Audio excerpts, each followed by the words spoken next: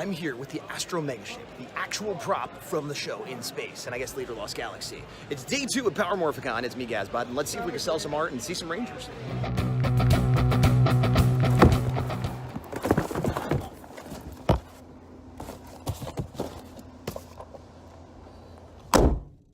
Well, day 2 here in Anaheim, near Disneyland, and it's kind of overcast. It's about 7:30 in the morning. We're getting going early, and as you can see, no sleep once again. Well, technically sleep. I think I got 5 hours, which isn't usually the worst, but this is the third night in a row I've got 5 or less hours of sleep. Anyway, gonna drive over even though we weren't planning on it because it's $16 to park, but we got stuff to carry. We want to be able to have breakfast before we get there. I'm looking for my room key.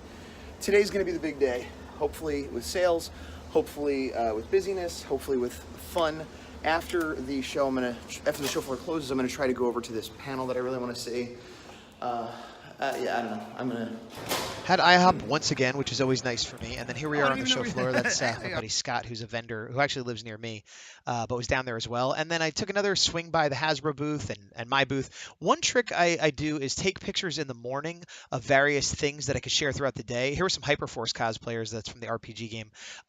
But I like to do that because sometimes I'm stuck at my booth. So most of these pictures I took in like the first 15 minutes I was there, but then I could parcel them out throughout the day. That's an Imaginext Megazord, which is a kid's toy that somebody bought, repainted it, and articulated to be this amazing figure. And this is more CS Toys, which is a Japanese seller from the other day.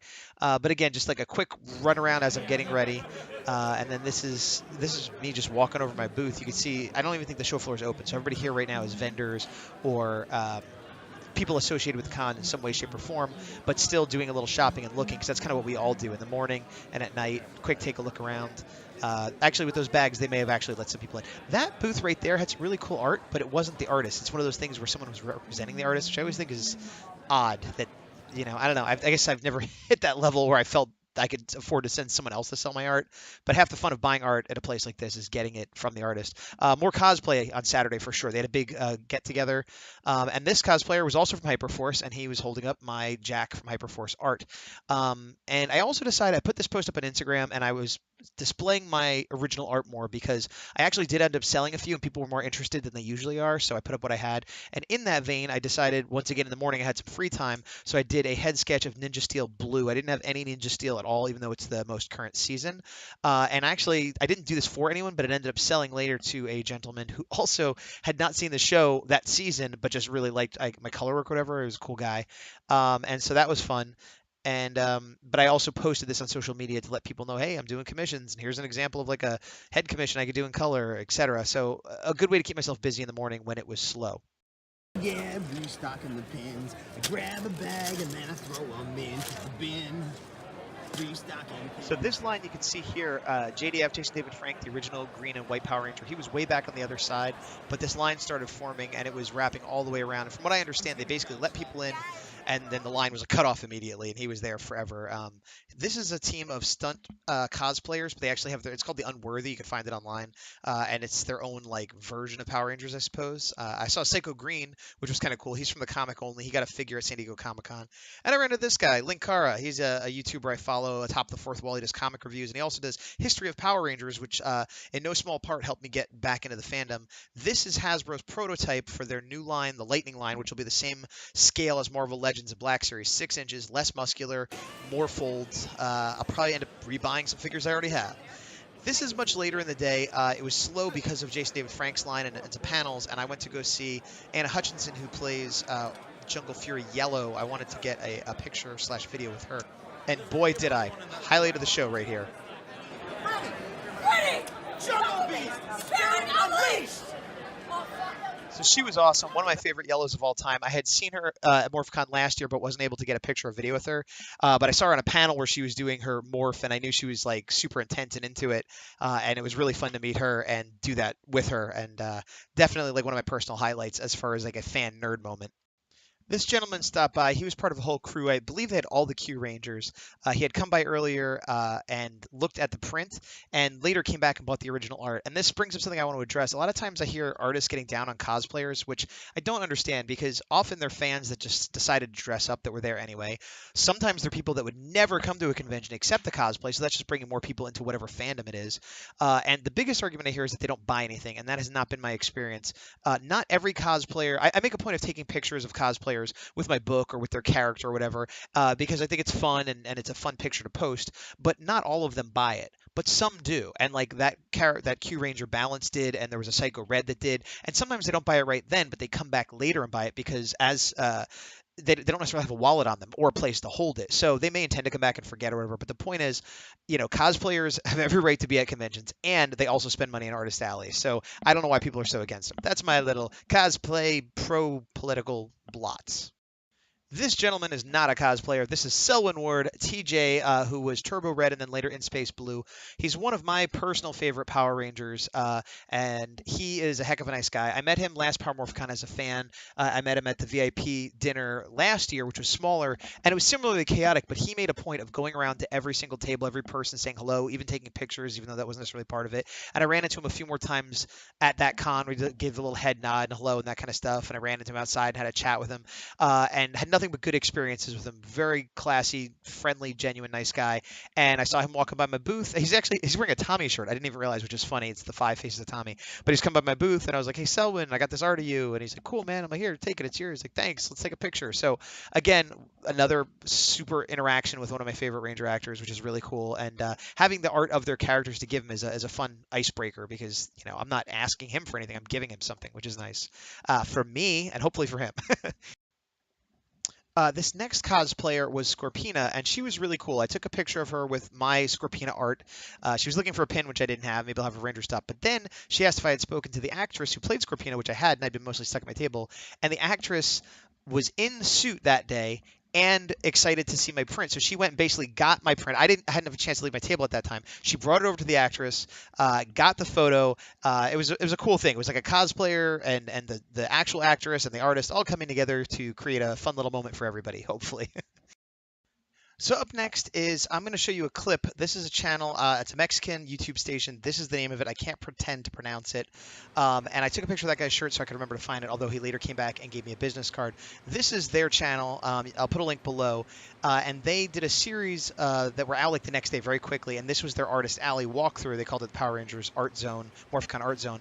And the reason I'm highlighting this is because I'm a bit of an egomaniac, and I'll go through video and photo to see if I can find myself at shows, not just because I want to see how great I am, but I want to see what my setup looks like from other people's eyes, how I look interacting with people. And also at a show like this, I didn't have a lot of time to take footage, so I thought, well, if somebody else has some cool pictures or something I could throw up.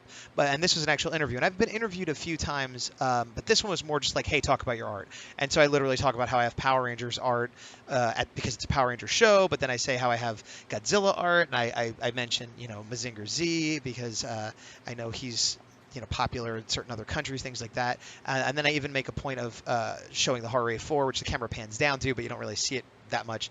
But it's just interesting to see myself this way. And again, there's a bit of a ego, hey, look at me, but it's really self-evaluation and how I'm coming off personality-wise, what my setup looks like, because I want to be approachable and friendly, and I want my art to be noticeable and accessible. And so when I found this clip, it's sort of it's very similar to an interaction I might have with somebody. There's other more specifics to get into sometimes, but I'm glad they stopped by. And also a lot of videos don't go down Artist Alley. They're all about the cosplay and the celebrities and stuff, so I appreciated that they did that.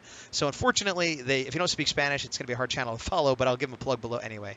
So up next, here's me and the big dog. I'm actually at a panel. The show floor closed at 6. This panel started at 6, so I left just a few minutes early, and this was the Shattered Grid live reading panel.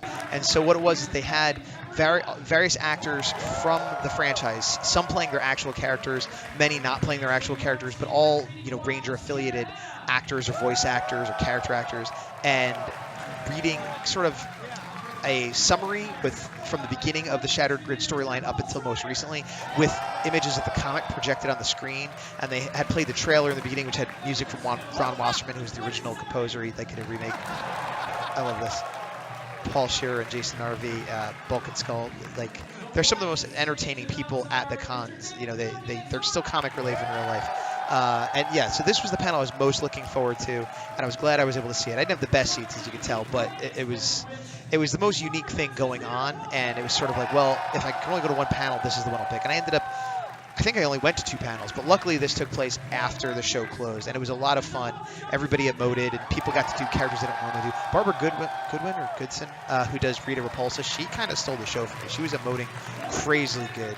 But everybody did a good job, and like I said, it was a lot of fun, and there was a lot of oohs and ahs and gasps, which the Big Dog and I were caught up in the comic, but a lot of people, I don't know if they were playing along for drama's sake, because this was a recap, but they were reacting like it was the first time they had seen some of the twists and turns, and I'm like, boy, I hope everybody's caught up, because if not, they are ruining it for themselves. But this week coming up is like the big first issue, kind of like the equivalent of like the Infinity War. Like everything has been leading up to this, and this is like the equivalent of the Infinity War movie coming out, the new comic. And again, I've said this before, but I definitely recommend it. And I'm going to shut up in a second because I've been talking over it. But one cool thing is they had David Fielding, who played Zordon and plays Zordon again, playing his own character, and they even managed to get like the effect so he sounds like he did in the show right here. Connection to the morphin grid. As Lord Draken looks to conquer us all. Here's a shot. I actually think I missed a few of the actors, but just to give you an idea how many people were on stage there. And then we left, and just in the parking garage, somebody had an Alpha 5 plate, which we were both very excited about. And we decided to go to Downtown Disney, this time to actually get in, get some dinner, with the thought of maybe we'd go to the mmpr toys panel if we had time afterwards. So it was going to be kind of like a hike to get down there, eat, and get back. And we did get in this time. The Big Dog left his pocket knife at home, or not with him anyway, and we made it inside. Yep, Downtown Disney.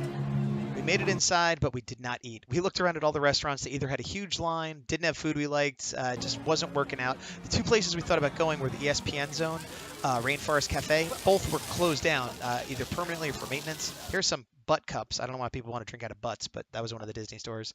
So we ended up going to the panel, the MMPR panel, and it was MMPR Toys panel. Bruna and Mia divided as one, and it was fun. We were in like second row, and they were supposed to have an audio-visual component, but that wasn't there, and the microphones weren't even on.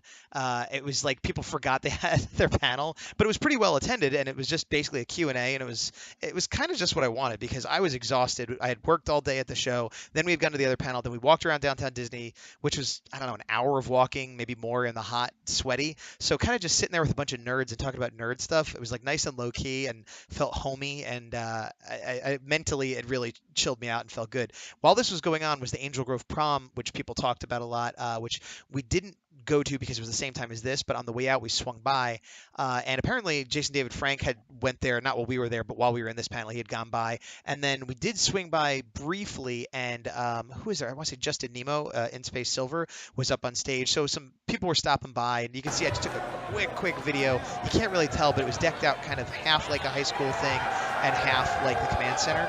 And then on the way out, I got a goodie bag, which I let the Big Dog have because it had some loyal subject and for the Legacy Wars game, both of which he is more into than me. But that was really cool, and like we only saw it for a minute, and it was cool. I can only imagine people there the whole time. I don't regret going to the MMPR Toys panel though, because like I said, I'm a fan of that channel and those guys, and the chill out was nice. That was pretty much the end of my day, although the gentleman who commissioned this Dino Charge purple violet, anyway, I don't know what color to call it. Anyway, he went and got the actress who played the character, Claire Blackwelder is her name, who plays Kendall, the ranger of the questionable color, got it signed and posted on their Instagram, which I thought was pretty cool, and I reposted it, and I'm reposting it here because, again, those sort of like multi-tier interactions that I'm sometimes absent for are fun, especially when I'm stuck at my table. Got one more day left, which is Sunday, which should be the slow day, but it ended up being just as busy as Saturday, at least for me in terms of sales and busyness. And I also did manage to get a tiny bit of cosplay in. So that video will likely be longer, maybe more visually interesting than the previous ones. This one only surpassing it by virtue of the fact that I did a morph with Anna Hutchinson. So stay tuned for credits and maybe some bloopers after the credits. And then next time, day 3.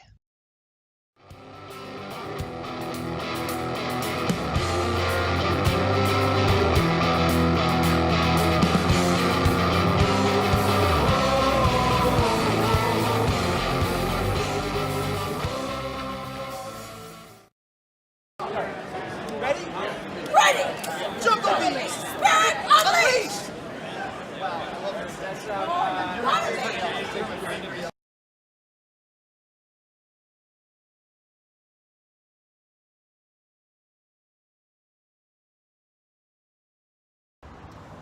Waiting for the big dog. We split up so we can get gas. I got the hand truck. I'm meeting him over at Starbucks now. There's a drive-through, but it's sunny and hot. And sometimes when it's sunny and hot, you make decisions. The decision I've made is to stand in the shade. The shade is with the garbage. Because garbage is better than sun. It's pretty hot. It's like 83.